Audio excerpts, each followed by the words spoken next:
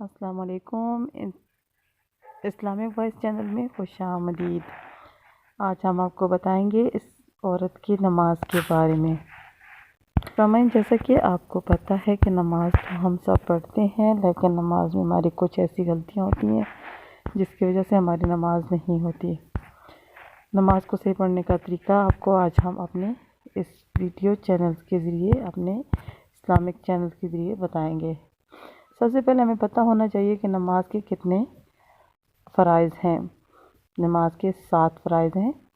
Number 1 تکبیر تحریمہ، number 2 قیام، نمبر 3 قرات، نمبر 4 رکوع، نمبر 5 سجدہ، نمبر 6 قاعدہ آخر، اور نمبر 7 سلام پھیرنا یا اپنے ارادے سے نماز کو ختم کرنا۔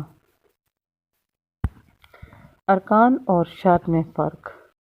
وہ اعمال جو خارج نماز ہوتے ہیں، یعنی ان تمام چیزوں کے بغیر نماز شروع کرنے سے پہلے پورا کرنا ضروری ہے۔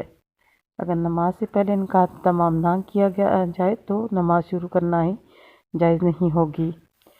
اور ارکان وہ عمل ہیں جن کا نماز شروع کر کے پورا کرنا ضروری ہے، اور دوران نماز اگر ان کو چھوڑ دیا جائے تو نماز بھی فاسد جائے گی۔ تکبیر تحریمہ۔ نماز کا پہلا رکن تکبیر تحریمہ ہے۔ اس کا مطلب ہے اللہ اکبر کہہ کر نماز شروع کرنا۔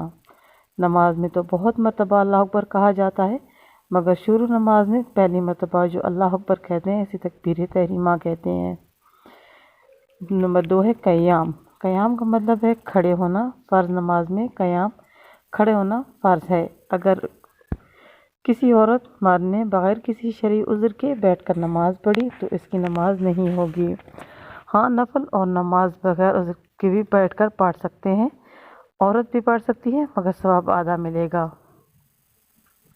بعض خواتین ذرا سا بخار، نزلہ یا معمولی سی تکلیف میں بیٹھ کر نماز پڑھتی ہیں۔ حالانکہ ایسی مریضہ سیڑھیاں سے اتر لیتی ہے، رستہ طے کر لیتی ہے، کافی دیر کھڑے ہو کر گفتگو بھی کر لیتی ہے، مگر نماز بیٹھ کر پڑھتی ہے، ان کی نماز نہیں ہوتی۔ حکم شرع یہ ہے کہ جتنی دیر کھڑے ہونے کی طاقت ہے کھڑے ہو کر نماز پڑھیں۔ فرض نماز، وتر نماز، سنت موقدہ کھڑے ہو کر پڑھنا ضروری ہے۔ قرات۔ قرات کا مطلب ہوتا ہے نماز کا تیسرا فرض تلاوت قرآن ہے۔ اس کا مطلب ہے قرآن کریم کی تلاوت فرض ہے، یعنی نماز میں کچھ نہ کچھ قرآن پاک پڑھنا فرض ہے، ورنہ نماز نہیں ہوگی۔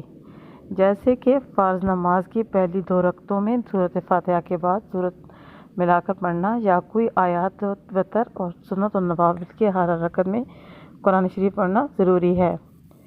عورت کو جس طرح پردے کا حکم ہے، اسی طرح اپنی آواز کو پست رکھنے کا بھی حکم ہے، مگر اتنی آواز میں تلاوت کرنا کہ اپنا پڑھا ہوا خود کو بھی سمجھ آئے، یہ ضروری ہے۔ نمبر 4 ہے رکوع۔ نماز کا چوتھا فرض ہے رکوع کرنا۔ اس کا ادنیٰ درجہ یہ ہے کہ اتنا جھکے کہ ہاتھ گھٹنوں تک پہنچ جائے۔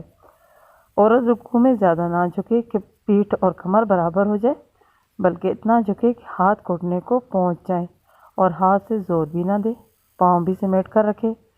اور 5واں ہے سجدہ۔ سجدہ کرنا، ناک اور پیشانی زمین پر لگائے اور خود کو زمین پر گرا دے کہ محسوس ہو جیسے زمین سے چمٹ گئی ہو۔ مرد کی طرح پاؤں پر بیٹھ کر پاؤں پیٹھ نہیں اٹھائے گی۔ قاعدہ آخری اتحیات کو کہتے ہیں۔